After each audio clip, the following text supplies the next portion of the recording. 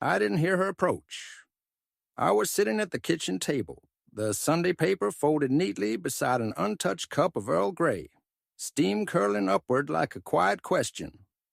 My fork hovered over a piece of chocolate cake, my favorite, still untouched from lunch. It had been a good day, or so I thought. The house buzzed with voices. Someone's laughter cracked from the hallway, the clinking of dishes, a wine glass set too hard on the marble. Then her hand touched mine. Small, trembling. "Grandpa," she whispered barely louder than the hum of the refrigerator. "Leave. Now, please." I looked up and saw her face.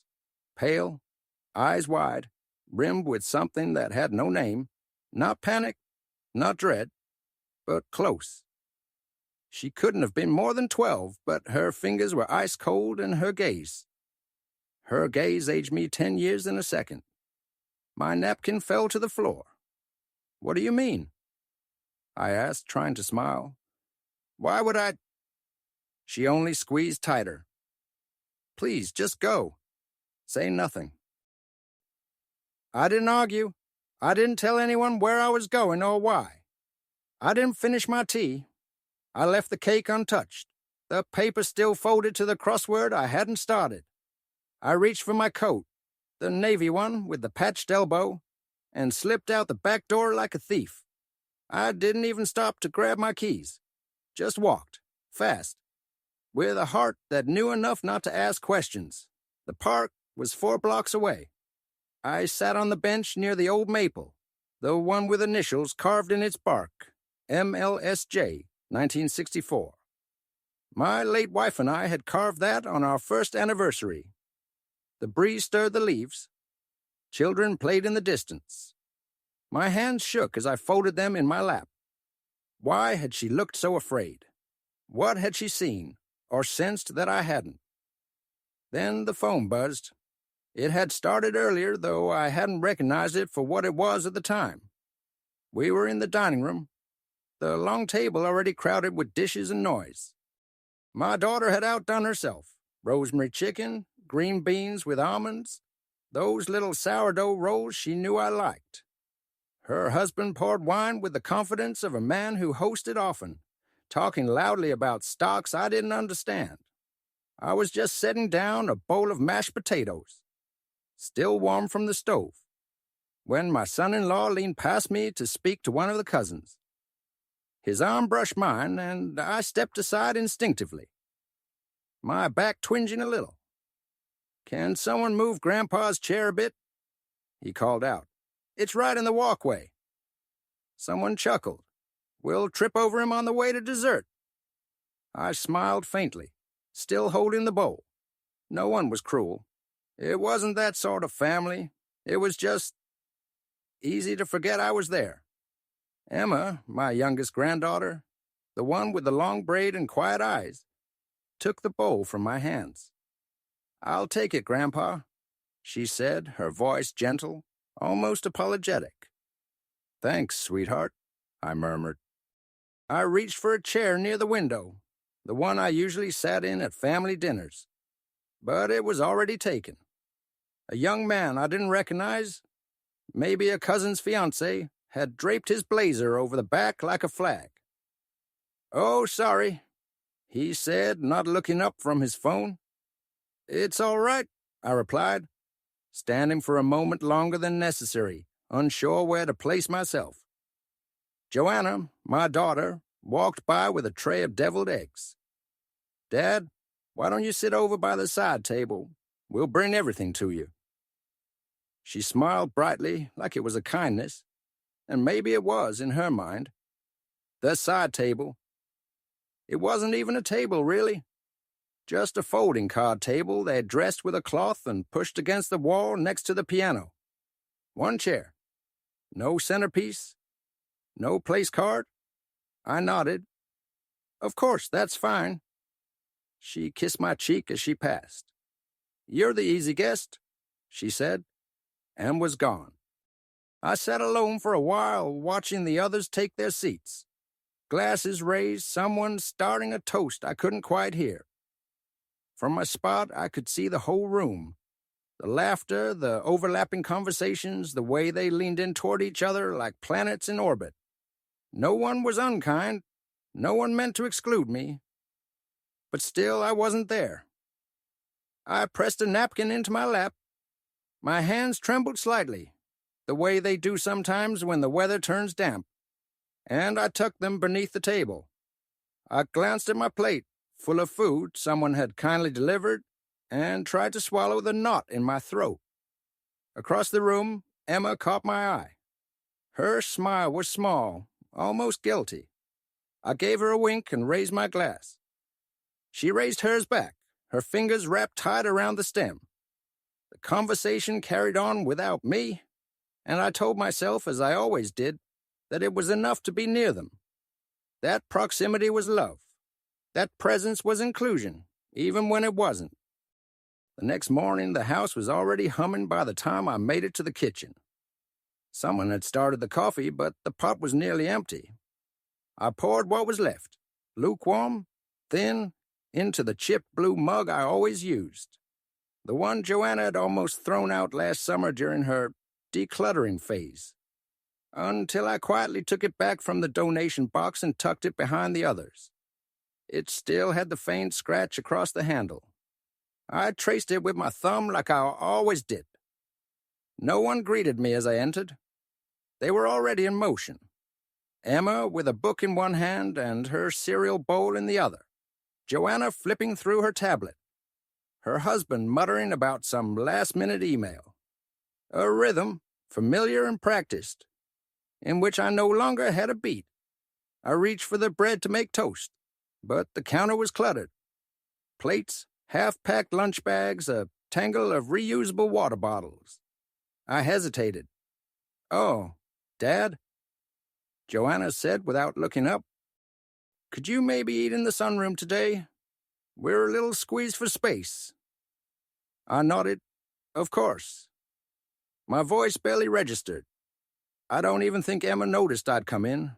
The sunroom was cold in the morning. I carried my coffee and one slice of toast balanced on a paper towel. I could have brought a plate, I suppose, but it felt like too much trouble. The table out there was still littered with last weekend's gardening magazines, and a dying plant drooped in the corner. I cleared a space and sat quietly. Outside, a bird pecked at the feeder, and I watched it longer than I meant to. My coffee cooled untouched beside me. That chipped blue mug, I stared at it a long time. They'd used the nice dishes last night, the white porcelain with the silver edge. But this morning, mine was the mug with the scar. A small detail, a small mercy maybe, or a small boundary. It had once been part of a set. Emma broke one by accident when she was 5 and cried so hard she couldn't breathe. I told her it was just a cup. "We still have the others," I said, brushing the hair from her forehead. "That's the beauty of sets. We don't miss one until the last is gone." But lately, that's how I felt, like the last piece of something no one noticed had gone missing. The day moved on. No one asked if I'd like to come to the store. No one offered me the last slice of pie when they divided up leftovers for lunch. My coat, still damp from last night's rain, hung over the banister, but someone had moved the other jackets to the hall closet. Mine alone left there, like a reminder to carry it myself.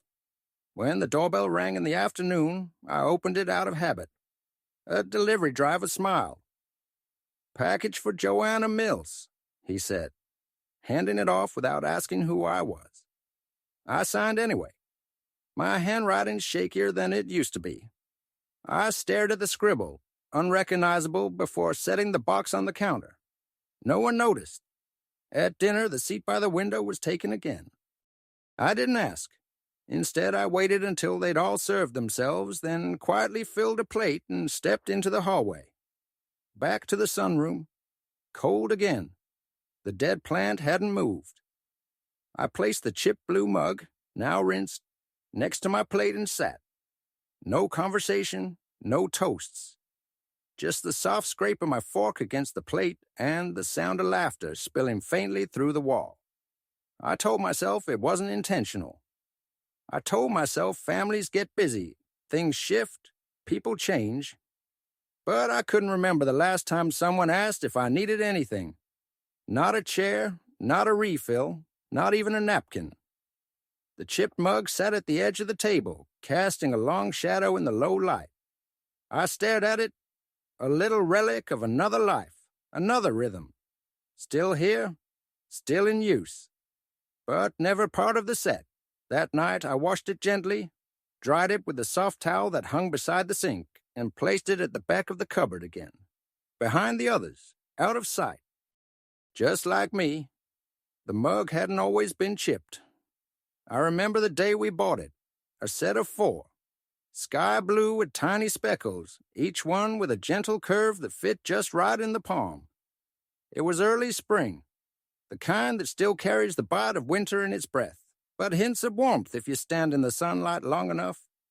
We were in Charleston years ago, decades now, walking through the open-air market after breakfast.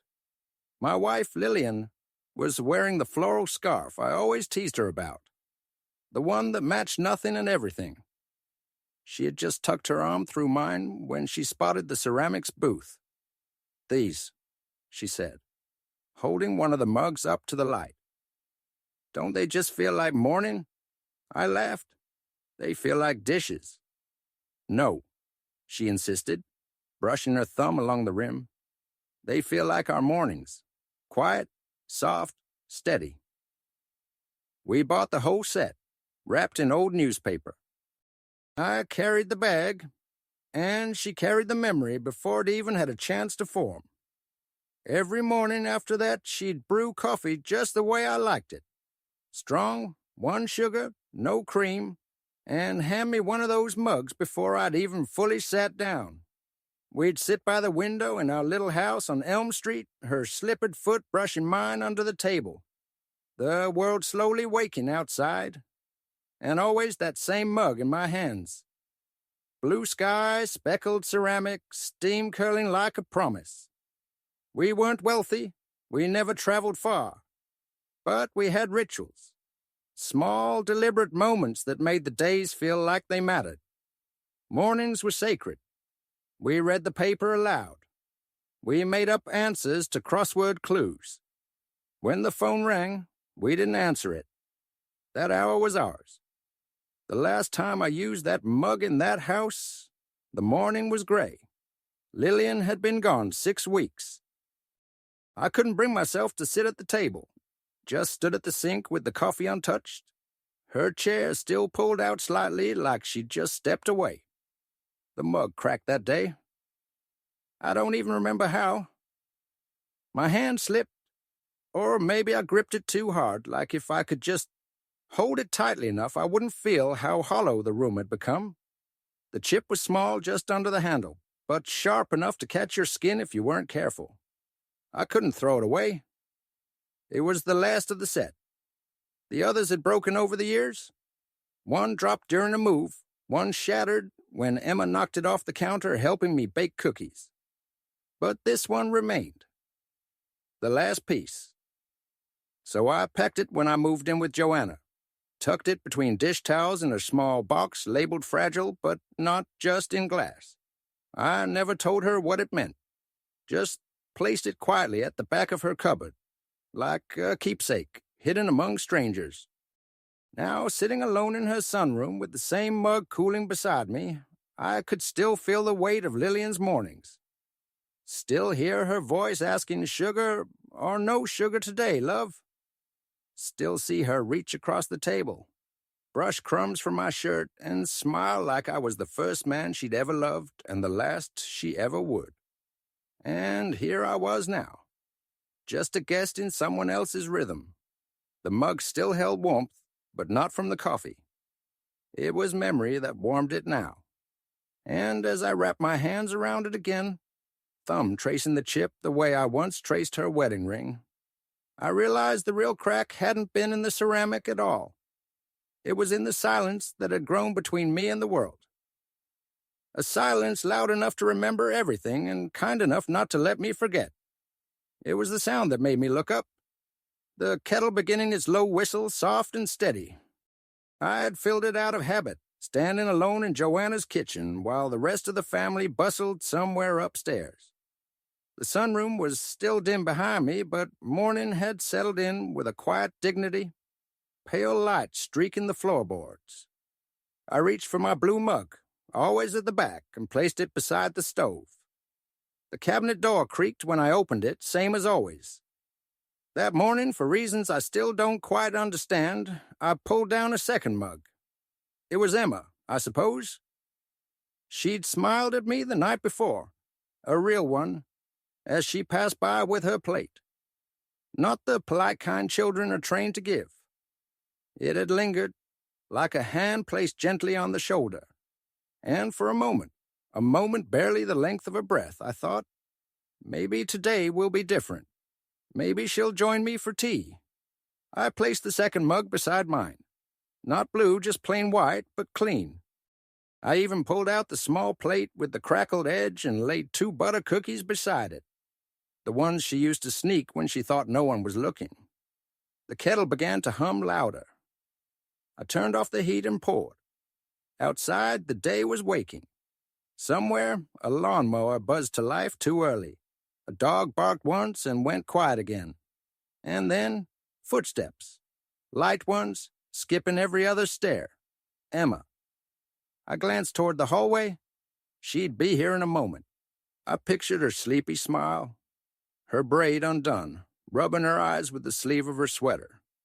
I sat straighter, folded my hands, then unfolded them again. The tea steamed. The cookies waited. She appeared in the doorway, just for a second. She was already dressed, hair pulled back, phone in hand. She glanced toward the table. I smiled. Not big, not eager, just enough. She paused. Our eyes met. Then her gaze drifted to the hallway beyond me. "Mom," she called, "I'm ready when you are." Joanna's voice answered from upstairs. "Be down in a sec." Emma turned back, not to me, not quite, and gave a little wave. Not with her hand, just a lift of her chin. A gesture so slight it might have been a blink. Then she was gone. Her footsteps retreated toward the front door. A coat zipped. The door clicked shut. I looked at the 2 mugs. The white one sat untouched, a thin skin already forming across the top of the tea. The cookies remained. I reached for the blue one, my one, and took a sip. Lukewarm already. Somewhere upstairs, water ran through the pipes. A hairdryer roared to life. And in that sound, that dull, hollow domestic noise, I heard the end of something I hadn't even known I was still waiting for. Not a grand betrayal, not a cruel exclusion. Just a morning where I thought I might not be alone in the sunroom. Just a second cup that stayed full. I slid the white mug gently toward the edge of the table, away from mine. Then, without touching the cookies, I stood and washed both mugs. No hurry, no anger. Just hands steady under the faucet. The blue mug went back in its corner. The white one, too. And I didn't put out 2 again. I stayed in the park longer than I meant to. The bench was damp from the morning, but I didn't move. It creaked under me with every shift of my weight. An old sound like something worn thin, but still trying to hold. I watched leaves fall and didn't count them. Pigeons pecked near the fountain. A jogger passed by. Somewhere behind me, children's voices echoed faintly from the playground. But it all felt far away, like it was happening on the other side of a window I wasn't allowed to open. My coat wasn't warm enough. I hadn't grabbed the thick one. I didn't think I'd be gone long. But here I was. Hours later, the chill reaching in, slow and patient, and, for the first time in years, maybe decades, I felt tired all the way through. Not the kind of tired a nap fixes. Not even the kind that fades by morning. This was a tired made of being forgotten, of smiling to make others comfortable, of stepping aside until there was no space left to step into. I looked down at my hands. They rested quietly in my lap, the knuckles swollen, the veins raised like tired roots. I used to hold so much in these hands. Babies, books, tools, memories. Now they held nothing. That was the part no one tells you. How emptiness feels. Not loud, not dramatic. Just quiet. A slow withdrawal of color. A door that no longer clicks when it closes because the seal has worn away. Across from me there was a little stone path that led to a garden plot, barely tended. A few hardy mums still holding on, bent from last night's wind. And in the middle of it a statue. Small, simple. A woman kneeling, hands folded in her lap, looking downward. Not praying, just still. I couldn't stop staring at her. Something about the way her shoulders slumped, the gentle bow of her head. Not in grief, not in reverence. Just the posture of someone who had stopped being seen. I didn't cry. I don't do that anymore. I've learned how to let the ache rise and pass, like a tide that floods the edges but never quite pulls you under. I remembered a line Lillian used to say when the kids were little and I'd come home bone-tired after work. You can't pour from an empty cup, love. But now I realized no one had asked me to pour in a long time. They'd just taken the cup, and now that it was empty, no one reached for it anymore. I reached into my coat pocket and pulled out a sugar packet. One of those brown ones I used to collect at diners, saying I'd use them later. It was warm from my palm, the paper soft at the edges. I don't know why I did it, but I walked over to the little statue and gently placed the packet in her lap, like an offering, like proof that something had passed through my hands, however small. She didn't move. Of course she didn't. But somehow she looked less alone. I sat back down. The bench groaned again. The wind picked up. I didn't check the time. There was no one waiting on me. No plans I needed to hurry back to. Just silence and the low hum of a world that had learned to operate perfectly well without my voice in it. I closed my eyes, and for the first time that day, I let myself feel how deeply gone I'd become from their lives. Not with anger, not with regret, just with the kind of acceptance that comes when you realize even your shadow doesn't follow you anymore. It was almost noon when the phone rang. Not a chime, not my ringtone. Just a single buzz, flat and indifferent, like even technology had learned to temper its excitement when reaching me. I pulled it from my coat pocket. The screen was half dimmed in the sunlight. A name I didn't recognize. First name only. A neighbor, maybe. I hesitated, then answered, "Mr. Llewellyn, are you all right?" The voice was breathless, concerned. "I'm across the street from your daughter's house. There's something happening. Ambulances, fire truck. They just wheeled someone out." I sat up straighter, suddenly cold despite the warm breeze. "Who?" "I'm not sure. They're saying something about a gas leak. The kitchen filled up. It's under control now, I think, but it looked bad." I stood. My legs were stiff from the bench. My knees popped, the familiar ache flaring as if even my joints knew something had shifted. I didn't speak, just murmured a thank you and hung up. Then I stood there, in the quiet, among the brittle leaves and the statue and the little brown sugar packet that still rested in her lap like a blessing or a burden, and felt something stir.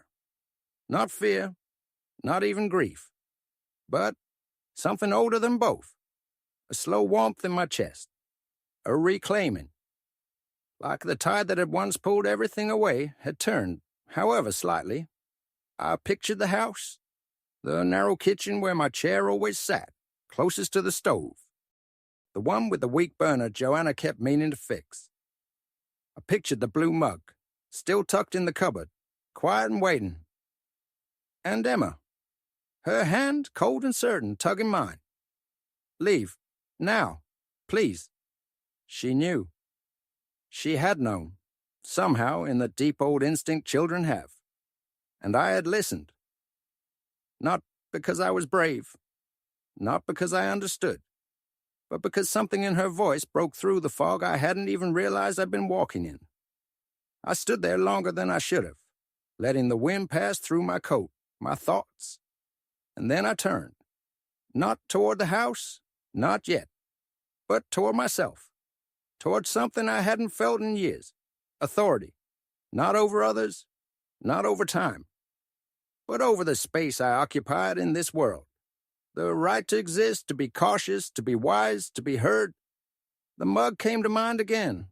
That blue speckled thing, chipped and forgotten, but still capable of holding heat, still capable of offering something warm.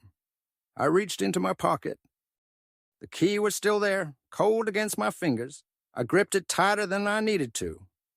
And as I started walking, slowly but deliberately, I knew something would change, not loud, not all at once, but change had begun. Because sometimes it takes being erased to remember where you belong on the page. And sometimes it takes the softest voice, a child's whisper, to write your name there again. I didn't go straight to the house. The sirens were long gone by the time I reached the edge of the neighborhood. Flashing lights replaced by silence. A few curious neighbors lingered near the sidewalk, speaking in hushed tones, arms folded, glancing toward the yard like it still held a secret. I stood across the street and watched for a while. Emma was nowhere in sight. I didn't cross, not yet.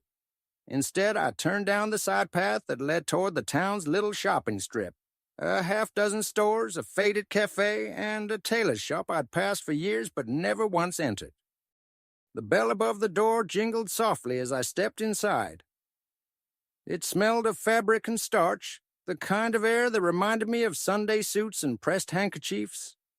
A woman with silver hair and thimbles on her fingers looked up from the counter. "Can I help you?" I nodded. "I have something I'd like mended." She gestured toward the counter. "Let's see it." I reached into my coat, unzipped the inner pocket, and pulled it out, wrapped in a cloth napkin, carefully tucked for safekeeping even though I hadn't meant to carry it today. The mug. The chipped blue one. She looked at it, puzzled. "It's a cup?" "It is." I placed it down gently. "But I don't want it mended in the usual sense. I don't want the chip hidden." She tilted her head. "What would you like done?" I took a breath, then tapped the chipped edge lightly with my finger. "I want this to be filled with gold." She blinked. "Ah, kintsugi." I smiled. "You know it?" She nodded slowly. "I've done it, once or twice. Not many people ask.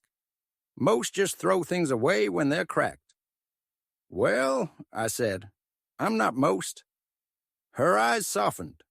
She reached for the mug, lifting it like something sacred. "This will take a few days. The resin's delicate, the gold powder too fine to rush. You understand?" "I do." And I did. I left the shop lighter than I entered. Not because I'd rid myself of something, but because I'd entrusted it, chosen to honor the crack, not hide it, to say, this mattered, this was broken, and it's still worth keeping. I walked without hurry, past the diner, the bookstore, the bench by the park where my shadow had once stretched long and unnoticed. The sun was high now. I passed a storefront window and caught my reflection, not as a burden, not as background noise. Just a man. Older, yes. Weathered, maybe, but still standing, still warm. Still here. When I returned home, I didn't announce myself. I didn't need to. I made tea in one of Joanna's newer mugs. Smooth, perfect, soulless. And sipped it slowly on the porch. It didn't taste the same, but that was all right. Some things are meant to be placeholders until the real ones return. And in that quiet moment, I decided I would not ask to be included again. I would not wait for empty gestures or apologies that came dressed as convenience. Instead, I would restore what was mine, bit by bit, cup by cup, crack by crack, with gold. That evening, I returned to the house, not for confrontation, not for explanation, but for closure. The street was quiet now, emergency vehicles gone, the crowd dispersed. A stillness lingered, the kind that follows close behind disaster. Not panic, but reverence, like the house itself was holding its breath. Joanna didn't see me arrive. She was in the kitchen, back turned, her shoulders rounded with exhaustion. I stood just inside the threshold, unnoticed, listening to the clink of glass, the hush of voices upstairs. Then I saw her, Emma, seated on the bottom step of the staircase, legs curled under her, arms wrapped tight around her knees. She wasn't crying, just watching me. When our eyes met, she didn't speak. She only nodded. Once, the way you do when you know everything has already been said and words would only dilute it. I walked to the dining room. The table still bore the traces of lunch. Napkins crumpled, wine glasses smudged, a half-empty bowl of green beans. My chair sat askew at the corner, the one they'd always offered by default, a placeholder. I reached for it, not to sit, but to pull it back, slowly, gently. I moved it out of place, away from the table, and turned it toward the window. Then I stepped into the hallway and opened the small hall closet. Behind the vacuum, tucked in a faded grocery tote, was the object I had hidden months ago, unsure if I'd ever need it again. The blue mug. The real one? Not the one I'd taken to the repair shop, but its twin. Chipped in a different place. The last surviving member of the set. They had called them outdated, but I remembered what Lillian had said the day we bought them. They feel like our mornings. I carried the mug to the dining room, poured just enough water into it to feel the weight return, and then I placed it, not at my old seat, but in the middle of the table, just there, alone, no coaster, no ceremony, a cup with a scar, still capable of holding something warm, still beautiful because of what it had endured. No note, no explanation. Let them wonder. Let them pass it in silence tomorrow morning, wondering why it sat there so plainly. Unassuming, firm. Let it speak the truth I'd swallowed for too many years. I was not waiting anymore. Not to be seated. Not to be poured into. Not to be remembered in passing like a ghost in my own life. I stood for a moment longer, then turned, walked past Emma, who stood now, quietly watching, and touched her shoulder with the lightest of hands. She leaned into it just enough before I stepped through the front door. The air outside was cooler now. The sky had turned that soft violet that comes only at the end of certain days. The kind you know will leave a mark. I walked home without hurry. There would be no discussion, no argument. Just a chair turned toward the light, and a chipped blue mug left behind, still standing, still full. I didn't expect the quiet to feel so full.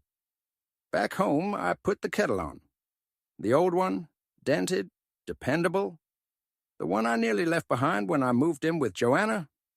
I pulled out a small plate, set 2 butter cookies on it out of habit, and smiled when I realized I didn't mind that there would only be one guest at the table.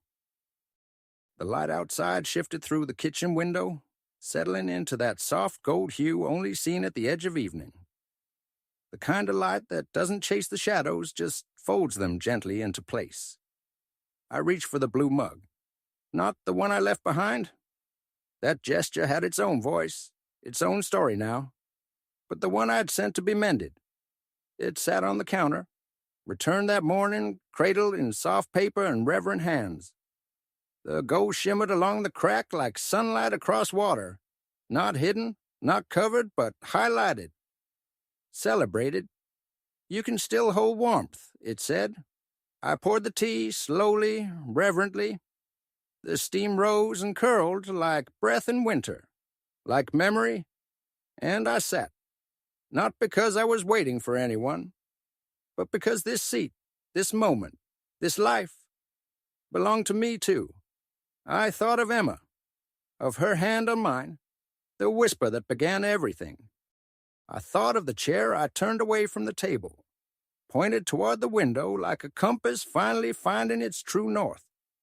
I thought of the way silence used to mean exclusion, and how now it simply meant peace. I'd spent too many years folding myself into smaller spaces, trying not to burden, not to offend, not to take up what others might need. But in the end, that shrinking didn't create room for anyone. It just made me disappear. Now, I sat upright, present, real. The mug warmed my hands as I lifted it, gold glinting in the light. Lillian would have loved this. Not because of the tea, though she always said Earl Grey was too serious, but because she understood the quiet strength in choosing yourself again and again, even after you've been forgotten. Especially then. I took a sip. It wasn't just tea anymore. It was proof. Proof that cracks don't end us. That fading isn't the same as erasure. That sometimes the softest voices carry the truest warnings and the deepest love. That salvation doesn't always arrive in thunder. Sometimes it arrives in a whisper. And when it does, you listen. That night, as the sky dimmed and the world hushed into blue and black, I lit one small candle on the table. Not for ceremony, not even for company, but to remind myself, this light, however small, still burns. And I'm still here. Not waiting, just being. Fully, quietly, completely, at last.